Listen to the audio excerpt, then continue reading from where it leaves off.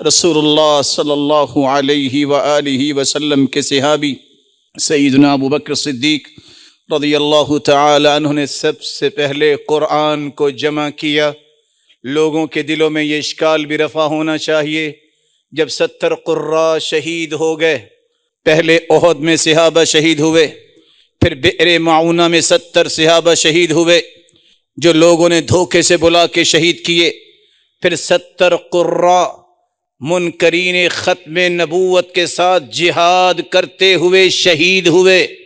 سیدنا عمر آئے سیدنا ابوبکر صدیق رضی اللہ تعالی عنہ کے پاس اور کہنے لگے اگر قراء اسی طرح شہید ہوتے گئے، کہیں قرآن وہ ختم نہ ہو جائے، وہ لوگ جو پڑھنے پڑھانے والے وہ تو شہید ہو رہے ہیں۔ کہا وہ تو اللہ ہی محافظ ہے۔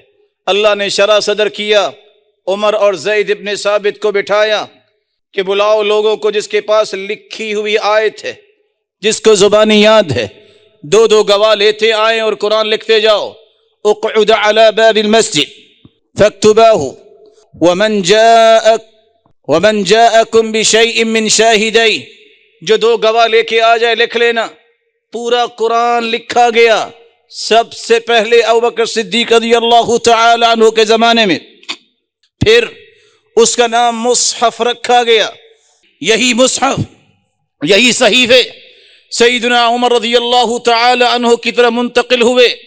سیدنا ابوبکر کی وفات کے بعد انہی صحیفوں کو پھر سیدہ حفصہ رضی اللہ تعالی عنہ کے پاس بھجوایا گیا۔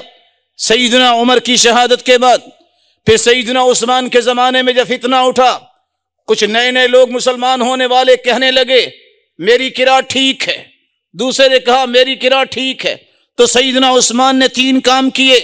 وہ صحیفے منگوائے جو ابوبکر صدیق کے زمانے میں لکھے گئے، صحابہ کو اکٹھا کیا، 12,000 صحابہ سے کہا میں تمہیں اللہ کی قسم دیتا ہوں سچ بتاؤ کس کس نے سنا ہے کہ یہ قرآن 7 حروف میں نازل ہوا؟ صحابی کہتے اتنے لوگ کھڑے ہوئے کہ ان کا شمار ممکن نہیں تھا۔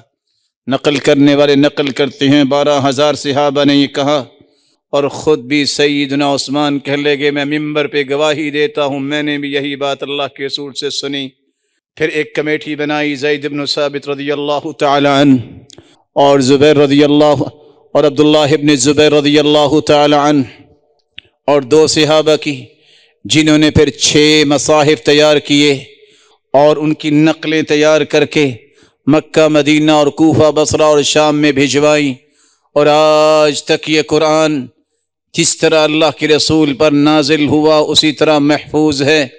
سب سے پہلے قرآن پہ جمع کرنے والے اور قرآن کو جمع کرنے والے ابوبکر صدیق رضی اللہ تعالی عنہ تھے۔